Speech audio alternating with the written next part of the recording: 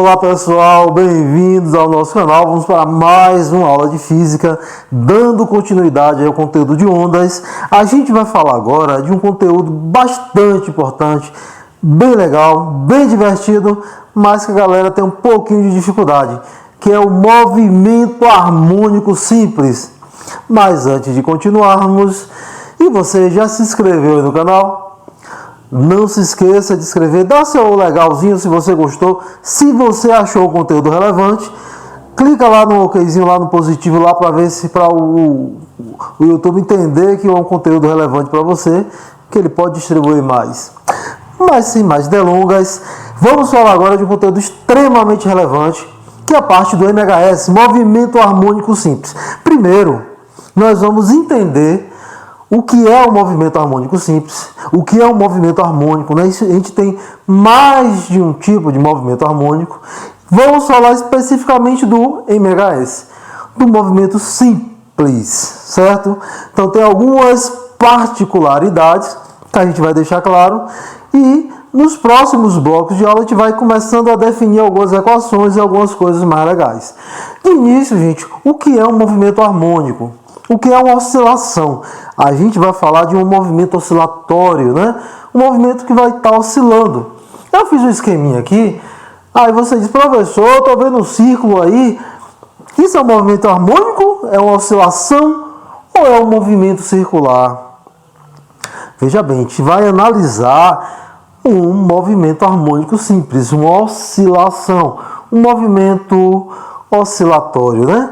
Então, por que esse movimento ele aparece aqui nas ondas, parte de ondas, na playlist de ondas? Por que está junto com as ondas? É justamente lá no início, quando nós falamos em ondas, eu disse a vocês que a onda ela era uma perturbação que oscilava, né, entre um determinado intervalo, e essa oscilação ela ganhava uma propagação. Nós mostramos lá na função de onda, né, como essa oscilação viajava. Então, por isso que a função de ondas ela tem uma equação de duas variáveis. Eu tenho uma variação em y que vai depender de uma posição em x e de um intervalo de tempo. Mas o que nós vamos realmente analisar aqui é apenas a oscilação. Então, se liga aqui, eu coloquei um eixo x. Então, toda vez que nós temos um movimento oscilatório, isso aqui, gente, isso aqui que nós botamos é uma representação do que nós chamamos de sistema massa-mola. Sistema massa-mola. Como é um sistema massa-mola? Bem simples. O nome está dizendo, eu tenho um objeto, um corpo, que tem alguma massa, pode ser um bloco, uma esfera, e ele vai estar junto, acoplado a uma mola. Então, eu botei aqui uma esferazinha, por questão didática. Essa esfera está presa nessa mola aqui, é uma mola de constante elástica K, né, uma mola ideal de constante elástica K, e esse bloco ele vai oscilar entre dois pontos. Então, ele vai oscilar entre os pontos menos A e mais A, e vai ficar oscilando. Aí você diz, hein, professor, e nesse caso aí, ele não vai parar não? Ele vai começar a oscilar e vai frear, vai parar? O que acontece na vida real? Então assim, na vida real, se nós pegarmos um objeto, prendermos uma mola e soltarmos, ele vai oscilar e depois ele para. Por quê? Vai ter várias formas de dissipação de energia, seja por conta da própria mola, seja devido ao som, seja devido ao atrito com o ar, ao atrito com o meio, enfim. Existem várias formas de dissipação que vai fazer com que, uma hora, cada oscilação ele vai diminuindo a amplitude até o momento que ele chegar ao repouso. Porém, presta atenção nisso. No MHS, no movimento harmônico simples, a gente vai idealizar algo que nós já falamos, um sistema conservativo. Quando nós falamos na conservação da energia, eu lembro que eu disse para você, gente, lá no MHS é um exemplo disso aqui. Então, o MHS, ele é um exemplo de um modelo que nós idealizamos conservação da energia. Então, toda vez que tiver uma questão que envolver o movimento harmônico simples, eu vou lembrar de que é um sistema conservativo, é o sistema ideal, não há perda de energia, né? Ele vai ficar oscilando entre os pontos menos A e A indefinidamente. Vai ficar oscilando aqui para sempre. Por quê? Porque não há nenhuma dissipação de energia. Essa energia vai ser sempre conservada. O que vai acontecer?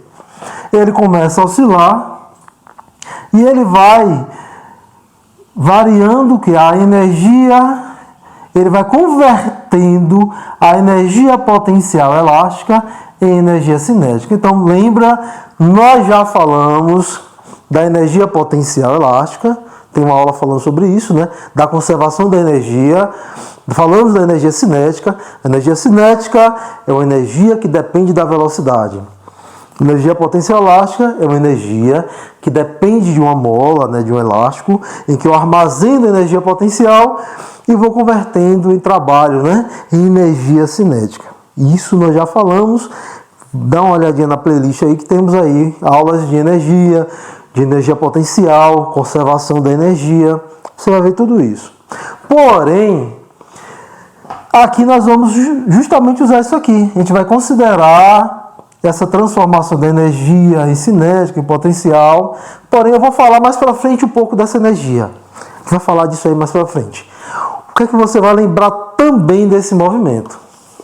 Gente, bora entender o movimento, né? Esqueça a parte do circular aqui. Eu vou falar disso no instante. Pense só no objeto e nessa mola aqui. Você causou uma deformação e abandonou. Como não tem atrito, ele vai ficar oscilando indefinidamente. Porém, o que acontece? Quando chega nos pontos de máxima amplitude, no ponto A ou no ponto menos A, lembra, tem uma origem, tem uma parte positiva, uma parte negativa. Ele oscila entre a parte positiva e a parte negativa. Isso é apenas o sistema de referencial. Beleza? Tem uma origem, a parte negativa, uma parte positiva, vai ficar oscilando entre esses dois pontos. E aí, o que acontece? Quando ele chega no ponto máximo de maior amplitude, seja mais A ou menos A, ele vai ser freado, ele para nesse ponto, inverte sentido e começa a voltar. Aí ele começa a ganhar velocidade. Quando ele passa pelo ponto de equilíbrio, ele vai ter uma velocidade máxima e ele continua vindo. Aí ele começa a ser freado, chega do ponto menos A, para de novo, inverte sentido, ou seja, ele armazena energia potencial elástica e começa a voltar. Passou pelo ponto de equilíbrio, máxima velocidade, máxima energia cinética, e aí ele vai freando, ele vai transformando energia cinética em potencial elástica. Energia potencial elástica máxima, energia cinética zero, porque ele parou, ele volta, vai convertendo energia potencial elástica em energia cinética, cinética máxima nesse ponto, continua vindo. Aí agora eu vou transformando a energia cinética em energia potencial. Ponto menos A, eu tenho energia potencial máxima de novo e daí por infinitamente. Então esse é o procedimento. Então perceba, né? No ponto de equilíbrio, a velocidade ela vai ser máxima. Nos pontos menos A e a velocidade ela é zero. Então, aqui eu tenho a velocidade máxima. Aqui eu tenho V igual a zero. Aqui eu tenho V igual a zero. Nesses pontos menos A e A, nós temos uma energia cinética máxima, porém cinética zero. Aqui eu tenho energia cinética máxima, energia potencial elástica zero. Então, com isso aí, a gente consegue mais calor terrível. Hoje está um dia muito quente. Com isso aí, a gente consegue entender como está funcionando esse movimento. Mas eu quero que você atente para alguns detalhes. Quais são os detalhes? Que movimento é esse? É um movimento uniforme? É um movimento uniformemente variado? E aí eu te respondo, nenhum nem outro.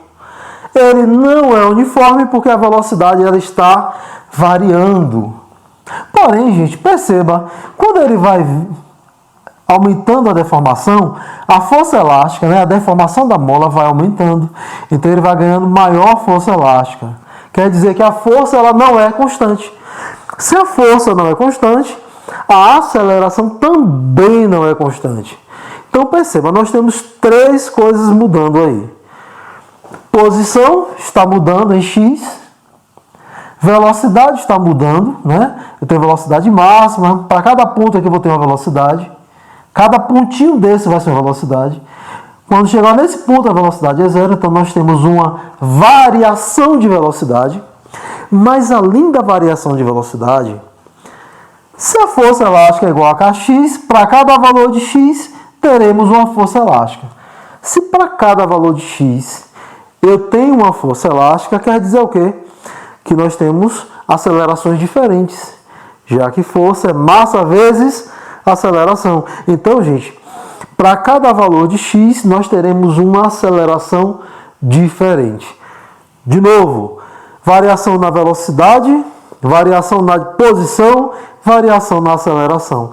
Isso quer dizer que nós vamos escrever essas três funções. Uma função da posição, uma função da velocidade e uma função para a aceleração.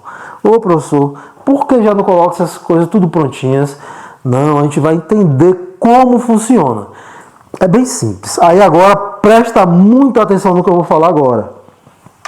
Gente, isso aqui é o movimento linear, né? Uma linha é um movimento unidimensional. Ele acontece em uma única dimensão que é x.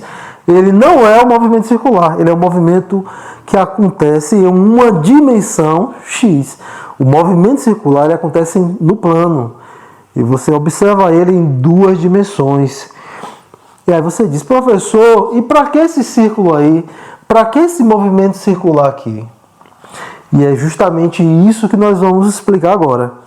Nós vamos fazer uma analogia ao movimento circular uniforme.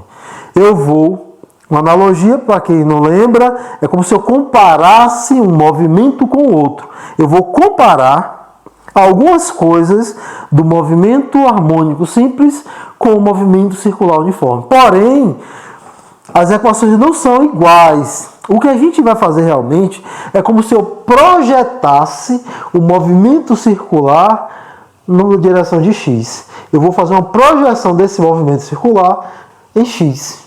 Então, eu poderia dizer assim, que o MHS ele pode ser descrito através de uma projeção do movimento circular. Seria uma definição fácil de entender. Então, é o que a gente vai fazer aqui. Eu vou projetar o MCU, movimento circular uniforme, no eixo X. Portanto, a gente vai ter uma playlist que eu não lembro se eu já gravei, mas a gente vai gravar uma aula só de movimento circular, bem detalhadinha, explicando passo a passo. Mas eu vou fazer rapidamente uma revisão do movimento circular. Aí eu vou falar de uma coisa agora que acontece nos dois movimentos. Tanto o movimento circular como o movimento harmônico simples, eles têm uma outra característica comum entre os dois, que é justamente se tratar de um movimento periódico, de período. Então, eu tenho um movimento que é periódico, assim como as ondas, assim como o circular, o MHS ele é um movimento periódico. E o que quer dizer periódico, professor? Tem a ver com período, né? E o que é o período? O período, gente, simplesmente é um tipo de movimento que ele vai acontecer em um determinado tempo e ele vai se repetir. Aí eu quero dizer assim, professor, então é o tempo para realizar um círculo? Não, é o tempo para realizar um ciclo. O ciclo vem de repetição. Então, existem várias formas de ciclos. O ciclo é alguma coisa que acontece e vai se repetindo. O ciclo da colheita, só planta, colhe, depois planta, prepara a terra, planta. Então, vai se repetindo aquilo ali. Todos naquele determinado tempo ali, vai acontecendo as mesmas coisas. Então, aconteceu, completou o ciclo, recomeçou.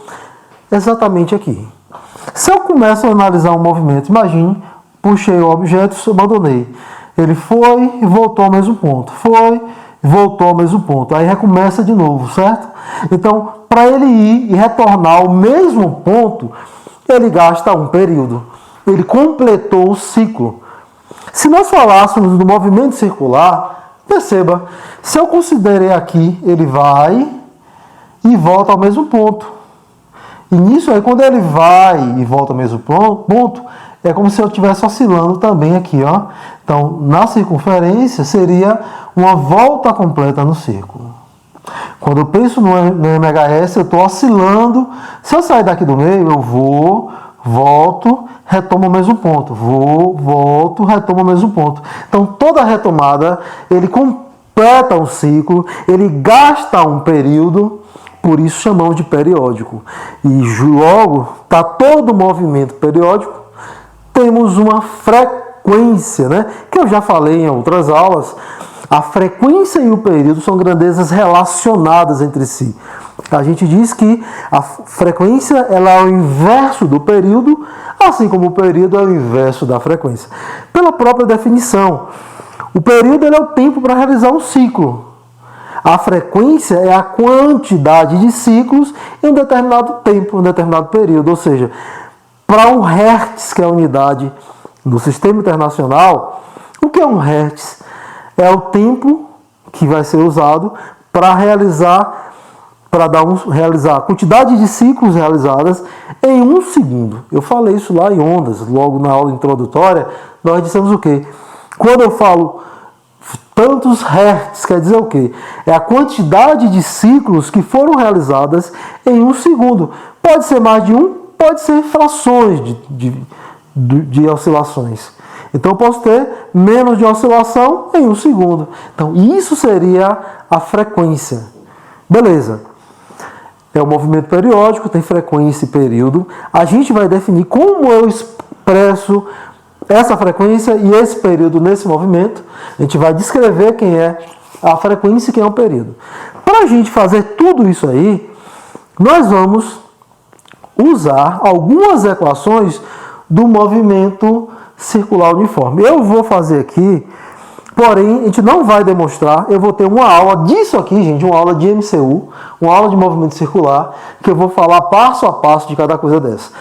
Por enquanto, aqui eu vou apenas colocar as equações e explicar. Então, no movimento circular, nós temos o período, que é o inverso da frequência, e a frequência, que é o inverso do período. Então, nós temos essa relação de período e frequência, que nós vamos utilizar. Nós temos, além dessa relação de período e frequência, nós temos também uma velocidade linear,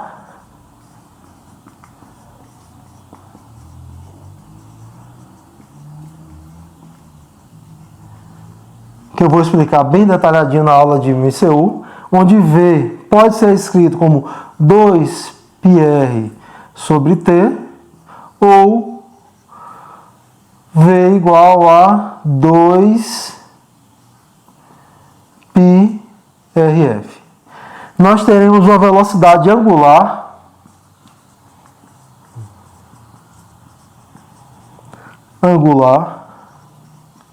que tem a ver com o ângulo, né? Que eu vou representar com um ômegazinho. Então, essa velocidade angular, assim como a linear, ela vai ser 2π sobre o período, ou eu posso escrever assim também, ômega igual a 2πf. Professor, de onde vieram esse 2πf? Olha, para você é fácil de perceber, né? A velocidade é a distância sobre o tempo. Então, no movimento circular, uma volta completa representa o comprimento de um círculo, que é 2πr, né? O comprimento está muito calor, muito quente. O comprimento de um círculo, 2πr. Então, for o comprimento, 2πr, e o tempo para dar uma volta é justamente o período. Por isso eu uso 2πrf. Quando eu faço vezes R, é porque eu inverti, né? Como F é 1 sobre T, a gente bota 1 sobre T aqui e substitui. A velocidade angular é a mesma coisa. Estou falando rápido porque isso aqui, gente, nós vamos fazer uma aula só disso aqui. Então não esquenta a cabeça. Então, ômega é o ângulo de uma volta completa, ou seja, quando eu completo uma volta, 360 graus correspondem a 2π radiano. Olha a unidade, ó. 360 graus equivale a 2π radiano. Então a velocidade angular vai ser 2π radiano sobre o período. Por isso que nós temos essas duas relações com o período e com a frequência. Porém, percebam que existe uma semelhança entre as duas velocidades. Para vocês entenderem, gente, lá em circular a gente vai explicar direitinho, mas só para você que não viu nada de circular, só para você entender, quando eu falo velocidade angular, é como se a velocidade que o ângulo está se mexendo. Quando eu falo velocidade linear, é a velocidade na linha, né, que está correndo. Imagine você dando volta em torno de um campo, então você está correndo em torno daquilo ali. Se você der volta em torno de uma cidade, imagine quando você completa uma volta em torno de um campo de futebol, não vai ser a mesma coisa de completar uma volta em torno de uma cidade, a depender do tamanho da cidade, né? Temos cidades pequenininhas, né? Mas tudo bem. Imagine uma cidade normal, médio porte. Então, entenda, quando eu dou uma volta em torno da cidade ou em torno de um campo, o ângulo percorrido é o mesmo, 360 graus, 2π. Mas o comprimento, né, da linha é diferente. Por isso a velocidade linear é uma relação com o comprimento, a velocidade angular é uma relação com o ângulo varrido.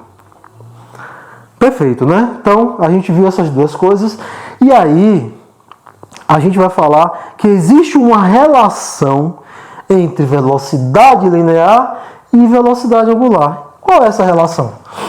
É simples. Se você escrever aqui, ó, o que é que nós temos? Nós temos que, como V, se eu escrever aqui, ó, V é igual a 2π, eu vou colocar 2πfr para ficar mais bonitinho, e ômega é igual a 2πf. Então percebam, né? Isso aqui é isso aqui. Então eu poderia escrever assim, V igual, no lugar de 2πf, eu poderia colocar o quê? Ômega, que é 2πf também. Então V igual a ômega vezes R. Isso é uma relação importante. Logo, poderia escrever que ômega é V sobre R. Então é a mesma coisa, né, gente? Então, com isso aqui, nós conseguimos relacionar a velocidade linear com a velocidade angular. Ou com essa equação, ou com a equação de cá, que é a mesma coisa. Beleza, eu estou falando rapidinho, mais uma vez, a gente vai falar de tudo isso aí. E aí, nós vamos usar uma outra relação que é também extremamente importante para nós começarmos a falar de movimento circular uniforme. Perdão, de movimento harmônico simples.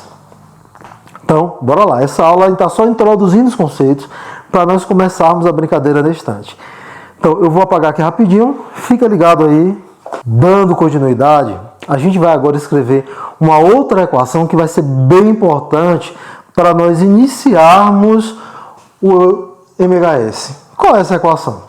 Nós falamos da velocidade linear, da velocidade angular, porém a gente vai fazer uma função que expressa esse ângulo, né? O ângulo no movimento circular. Então, como seria essa equação? Eu vou partir de uma coisa que vocês já lembram, já viram, né? Que tem lá na playlist de movimento de cinemática, que nós vimos lá que S é igual a SO mais VT. Então, isso aqui, gente, é a função horária da posição do movimento retilíneo uniforme, certo? Aí eu vou fazer o seguinte, nós vamos pegar, lembra aí, ó, se eu pegar, gente, uma equação, tanto eu posso multiplicar por um mesmo valor ou dividir. Porém, se eu dividir todos os termos da equação por um mesmo valor, ela continua a mesma equação. Se eu multiplicar por um mesmo valor todos os termos, também vai ter a mesma equação. Então é exatamente o que a gente vai fazer. Eu vou pegar minha equação, por uma questão de conveniência, eu vou dividir todo mundo por R. Aí tem uma relação que você vê lá na parte de geometria, né? Que o ângulo θ, ele equivale, se eu tiver um arco desse tipo, com a distância S e um ângulo θ, de raio R, eu posso afirmar que esse ângulo θ ele pode ser dado como sendo S sobre R. Então isso aí vocês veem lá na geometria, né? Partes introdutórias, às vezes aparece conteúdo de fundamental isso aí. Então, guardou essa informação? Com essa informação a gente pode reescrever isso aqui. Se S sobre R é igual a θ, então isso aqui vai ser o quê? Θ final, aqui vai ser θ inicial. Agora nós vimos, né, na instante que ômega pode ser igual a V sobre R, assim como V é igual a ômega R. Então isso aqui é justamente quem? Ômega. Então ao invés de botar V sobre R, eu vou botar ômega vezes T. Então aqui, gente, nós escrevemos a função horária angular. É uma função horária de um movimento uniforme, porém eu tenho uma variação do ângulo. Assim como eu tenho uma variação do comprimento, nós podemos ter também uma variação do ângulo, que é igual a θ0 mais ômega t. Pronto, vamos lá. A gente vai usar essas equações no MHS, porém elas vão ter uma interpretação um pouco diferente, né? A gente vai perceber que isso aqui é uma fase da minha onda ou do meu MHS. Esse θ0 vai ser uma fase inicial que a gente vai usar. E o ômega, ele vai representar uma pulsação ou uma frequência angular. Então a gente pode chamar de frequência angular ou pulsação do meu movimento. Então a gente vai introduzir esses conceitos no próximo bloco de aula, justamente no movimento harmônico simples. A gente vai relacionar, fazer uma comparação, fazer uma projeção do movimento circular no eixo X, e com isso a gente vai ver que algumas equações lá do movimento circular uniforme, elas aparecem de uma maneira adaptada, né, da projeção no MHS, beleza? Então, gente, um forte abraço. No próximo bloco de aula a gente vai dar continuidade a isso aqui. Lembrando, quem ainda não está inscrito no canal, se inscreva, né? Se você curte lá, né, mostra que você gostou, e aí a gente vai dando continuidade, beleza? Então, um forte abraço e até a próxima aula.